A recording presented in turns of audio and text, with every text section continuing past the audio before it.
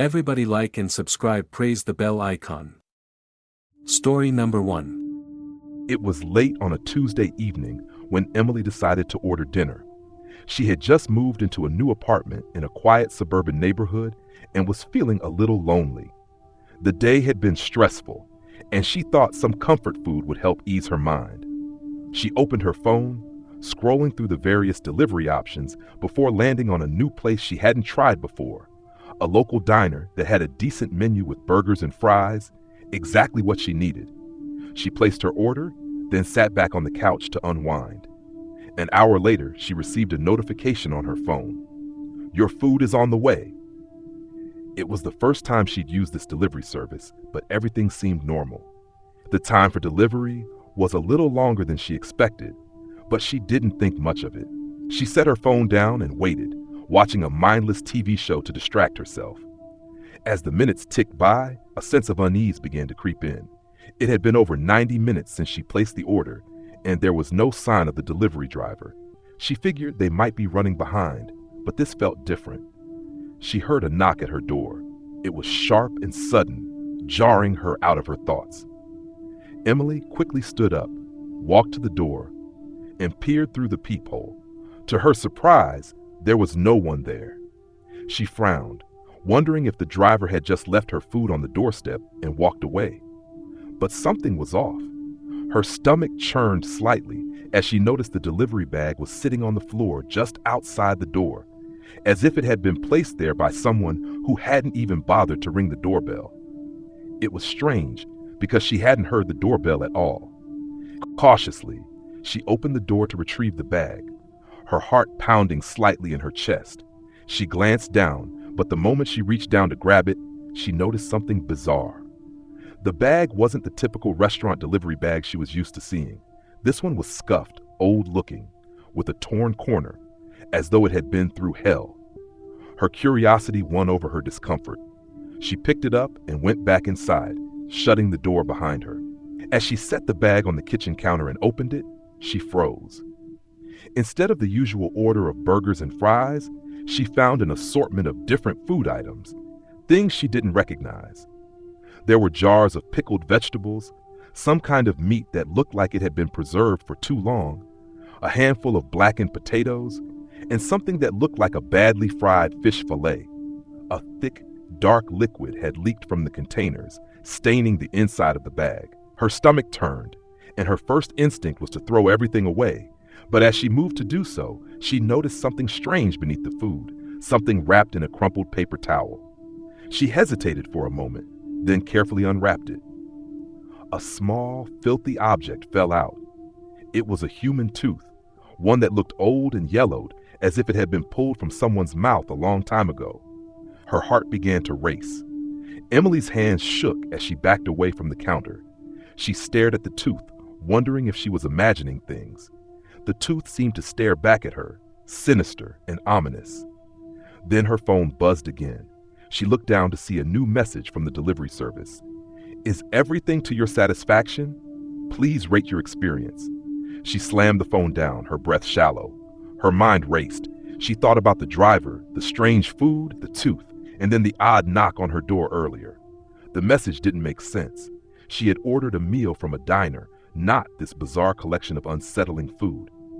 Suddenly, her phone rang. The caller ID showed unknown. Her heart hammered in her chest, and against all instincts telling her not to, she answered.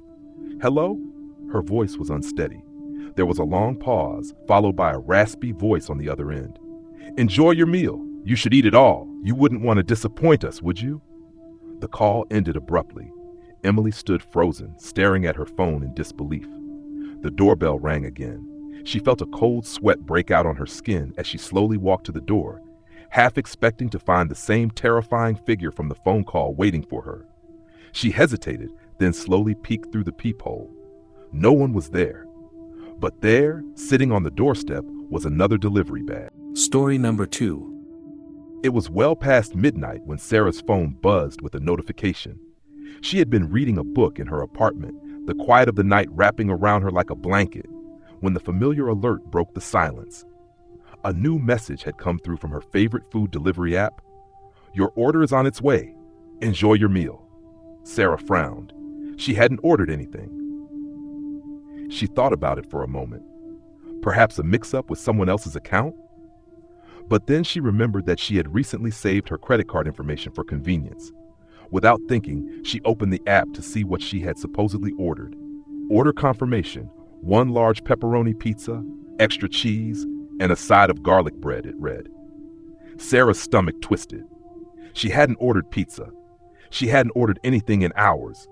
Her eyes darted around the empty apartment, an unease settling in her gut. She never used this app late at night. Her finger hovered over the screen as she debated calling the delivery service. The sudden, unexpected delivery unsettled her. A knock at her door cut through her thoughts, sharp and urgent. She jumped, then cautiously walked toward the door. Her pulse quickened as she stood in front of it, hesitating for a moment before looking through the peephole. Nothing, just the dimly lit hallway outside. She could feel the cool air trickling in under the door, but there was no sound, no sign of anyone standing there. Yet the second she opened the door, there it was, the pizza box. She stood frozen for a moment, her breath catching in her throat. The pizza box was just sitting there on the ground, neatly placed as if it had been carefully set down. The smell of melted cheese and pepperoni filled the air, but there was something off.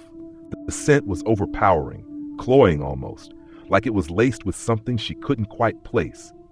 Sarah hesitated before crouching to pick it up, her hand trembling slightly. She could feel her heart thudding in her chest as she opened the box.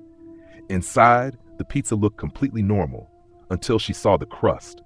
The edges were unnaturally dark, burnt almost to a crisp, and the surface of the pizza was covered with what looked like odd, black marks.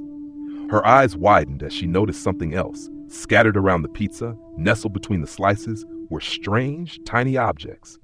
Something that looked like black hair, small, twisted, and uneven. Her stomach churned. This was not right. Just then, her phone buzzed again. The same food delivery service had sent her another message. Please confirm if you're enjoying your pizza. Your feedback is important. Sarah quickly snapped a picture of the pizza, trying to steady her shaking hands. The message was chilling, especially when she glanced at the time. It was well past midnight, and she had received no prior confirmation of an order. She decided to call the service, her mind spinning. No one answered. Then another message came through on her phone, an unmarked number. Did you like the pizza? The text read. We hope it was to your taste. A wave of panic washed over her. Her mind raced with questions. How could they have known about the pizza? How had they even gotten her address? As she stood there, staring at the text, she heard a noise coming from the kitchen. Slowly, she turned her head toward the source of the sound. It was a soft scraping noise, almost like something being dragged across the floor. The air felt colder now, the room suffused with a strange chill. Her breath caught in her throat as she stepped cautiously toward the kitchen. She swallowed hard, dreading what she might find. When she reached the kitchen doorway, her heart skipped a beat. There, sitting at the counter, was another pizza box, identical to the one she had just opened, and from the darkness inside the box, 2 glowing eyes stared back at her. The lid slammed shut. Story number 3. It was a quiet Thursday evening when Aaron decided to treat himself to some takeout. He had been working from home all week, juggling endless meetings and deadlines, so when he finally finished his last task for the day, he thought a nice dinner would help him unwind. He opened his phone, scrolling through his usual food delivery app. After a few minutes of indecision, he landed on a local Chinese restaurant. It had great reviews and was just around the corner. He placed his order, fried rice, dumplings, and some chicken. It was simple, but that's all he needed tonight. After confirming his payment, he settled onto the couch, ready to relax. The notification came in not long after. Your food is on the way. It was a little earlier than expected, which Aaron thought was great. He had been starving all day, and he couldn't wait to dig in. 20 minutes later, the doorbell rang. He jumped up eagerly, not expecting it so soon. When he opened the door, there was no one in sight. The street outside was empty, the only sound being the distant hum of cars passing by. But right on his doorstep, there was a bag, his food, still warm, sitting on the welcome mat. Aaron frowned. It was strange that the driver didn't ring the bell, but maybe they were in a rush. He picked up the bag and closed the door behind him. His stomach growled in anticipation as he set the food down on the kitchen counter. But as he reached for the bag to open it, something felt off. It was heavier than he expected, and the scent that wafted from it wasn't the familiar aroma of Chinese food. It had a strange metallic edge to it. It wasn't bad exactly, but it made him uneasy. He pulled open the top of the bag, and inside, he found the containers of rice and dumplings as expected. But there was something else. Tucked beneath the food was a small, wrapped bundle. His heart skipped a beat as he gingerly picked it up. The wrapping was strange, old, faded brown paper with bits of string loosely holding it together. Aaron's hands trembled as he unwrapped it. His stomach dropped as he revealed the contents. Inside the wrapping was a small, old-fashioned porcelain doll. Its face was cracked and stained, as though it had been through something terrible. Its eyes were made of black glass, lifeless and cold, and its mouth was slightly open, as though it were caught in some eternal scream. What the hell? Aaron's mind raced. There was no note, no explanation, nothing. Just this disturbing doll, buried beneath his food. A sense of dread settled over him. He stared at the doll for a long time, unsure of what to do. Suddenly, his phone buzzed. A new notification from the food delivery app. He unlocked his screen, reading the message. "We hope you enjoy your meal. Don't forget to check the bonus surprise we added. Let us know what you think." Aaron's blood ran cold. His hands started to shake as he stared at the screen. The bonus surprise? He hadn't ordered any surprise with his food. What was going on? His mind spun as he looked down at the doll again. Was this some sick joke? His thoughts raced as he heard something. A faint tapping sound, like fingers drumming against the table. He glanced around, confused, but the sound was coming from the doll. The doll's head twitched slightly, and the tapping grew louder. Aaron felt his throat tighten, his breath shallow, his eyes locked on the doll's face. Its expression seemed to shift, the crack in its porcelain mouth widening, as though it were smiling at him. And then the doll moved. Its tiny hands twitched, flexing unnaturally, as if it were trying to climb out of the box. A cold sweat broke out on Aaron's skin as he backed away from the counter, his heart pounding. He could feel his pulse in his ears, his breath ragged in his chest.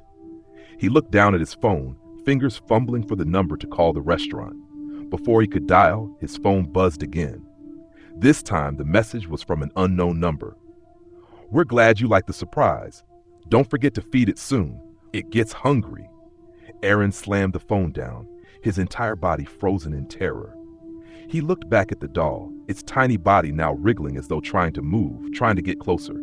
The tapping sound grew louder, and then the doll's black glass eyes blinked. That's when the doorbell rang again. Story number 4. It was a rainy night when Jessie decided to order dinner. The storm outside had knocked out the power, and her apartment was eerily quiet, save for the sound of raindrops against the windows. She had just moved into this older building, and the storm only seemed to make everything feel colder, darker, and more isolated. She wasn't in the mood to cook, and after a long day at work, the idea of a warm meal sounded like the perfect way to unwind. She opened the food delivery app on her phone, but as she scrolled through the options, something felt wrong. She couldn't quite place it. Her finger hovered over a few restaurants, but she kept returning to one in particular, a small, unassuming pizza place she had never tried before. The reviews were glowing, but there was something strange about the place. The pictures of the food didn't seem like your average pizza joint. The colors in the photos were too vivid, too saturated, and the slices looked almost too perfect. Still, she was too tired to care. She placed her order, selecting a pepperoni pizza and a side of breadsticks, then sat back on the couch to wait. The delivery time was listed as 45 minutes, but just 20 minutes later, Jessie's phone buzzed with an alert. "Your order is on its way." She figured the driver must have been close by, but the timing still felt too quick. She shrugged it off, chalking it up to a hungry imagination. A few minutes later, there was a knock at her door. Jessie stood up, pulling the blanket tighter around her shoulders. She made her way to the door and opened it. But instead of a delivery driver standing there was just a pizza box, sitting on the doorstep, alone. Her stomach churned. Who would drop off the food without ringing the doorbell? She looked around, But the hallway outside was empty, and the building seemed unusually quiet for such a stormy night. A cold shiver ran down her spine. She bent down to pick up the box and immediately noticed something odd about it. The lid was slightly askew, as though someone had tried to close it in a hurry. Without thinking, she brought the box inside and placed it on the kitchen counter. As she opened it, she was hit by a strange, pungent odor, something sour and rancid, almost like rotting meat. The pizza inside was not what she had ordered.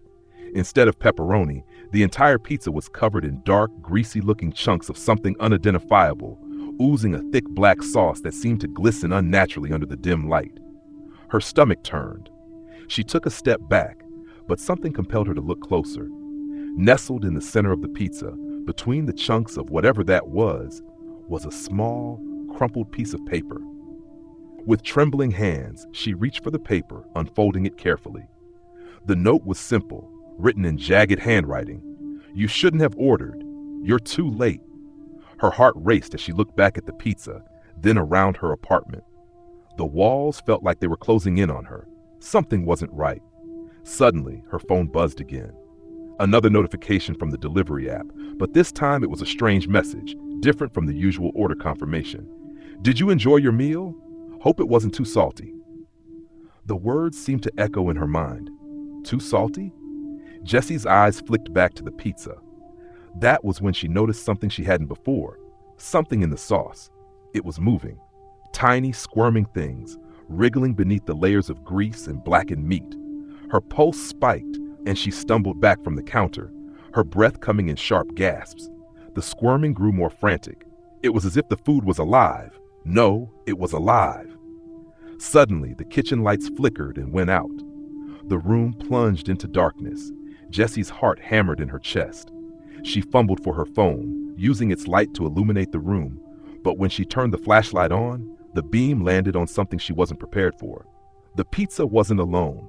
Behind it, on the counter, something else was moving. A figure, shaped like a person, but its skin was a dark, oily sheen, as though it had been submerged in something wet and grotesque. The figure stood motionless, its head tilted unnaturally to the side, eyes wide open, staring at her with an expression she couldn't quite understand. Its mouth stretched into a grotesque, gaping smile, revealing sharp, blackened teeth.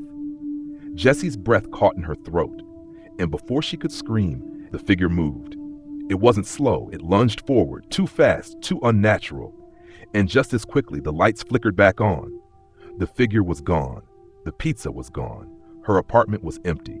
But there in the corner of the kitchen was a single slice of pizza, slowly turning to ash on the floor. Story number 5. It was a Thursday evening when Luke decided to treat himself to a nice dinner. His girlfriend had gone out of town for the weekend, and he found himself alone in their shared apartment, the quiet stretching out around him like an old, familiar blanket. It had been a stressful week, and the idea of not having to cook sounded perfect. He pulled out his phone, scrolling through a few delivery options. That's when he noticed it, a small local taco joint he hadn't seen before. It was called La Cocina del Diablo. Intrigued by the name, he tapped on it. The menu looked promising. Street tacos, burritos, tamales. Everything looked fresh and authentic. The reviews were mostly positive, with a few quirky ones saying, "Best tacos in town, but you'll be surprised by the flavors." Curious, Luke placed an order for a mix of tacos and a side of guacamole. He hit place order and leaned back on the couch, picking up the remote to scroll through his streaming service. Less than 20 minutes later, his phone buzzed with a notification. "Your order is on the way." That was fast, he thought, glancing at the clock.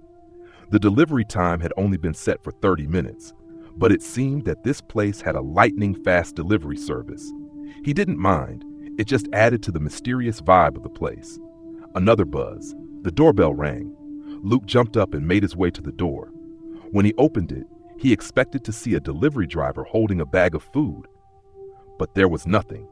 He looked down and saw a small brown paper bag sitting neatly on the doormat, the kind you'd get from a street vendor. Frowning, he bent down to pick it up. The bag was warm, as if it had just been placed there. He closed the door behind him, then set the bag on the kitchen counter. He opened it carefully. Inside there were 2 tacos, But these weren't ordinary tacos.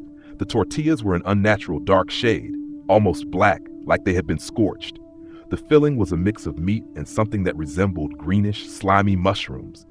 The smell was pungent, almost sickly sweet, with an undercurrent of something metallic, like blood.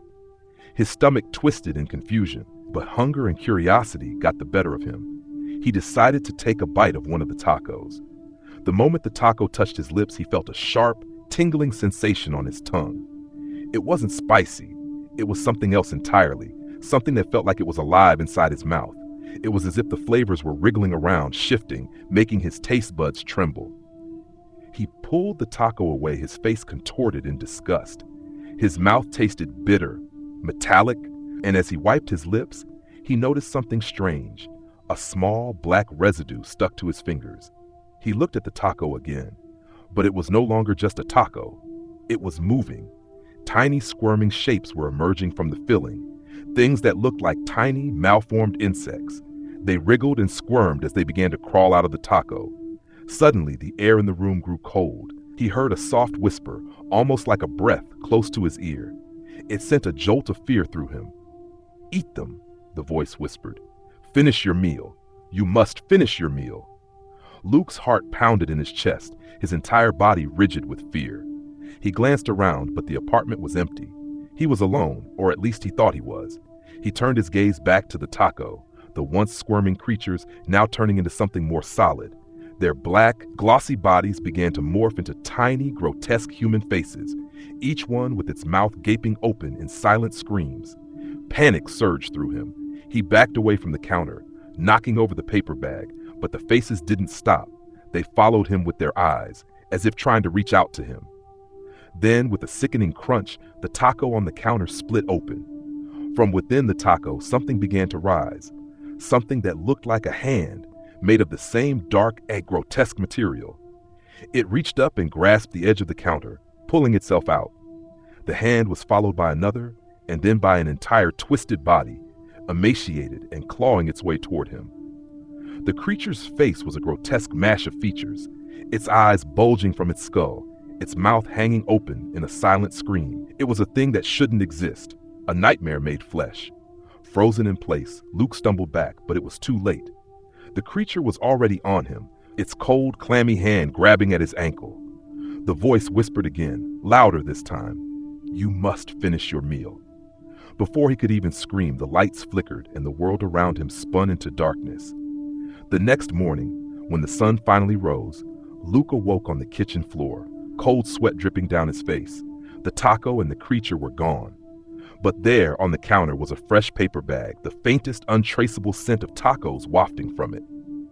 And in the corner of the room, a small, twisted, blackened handprint remained on the floor.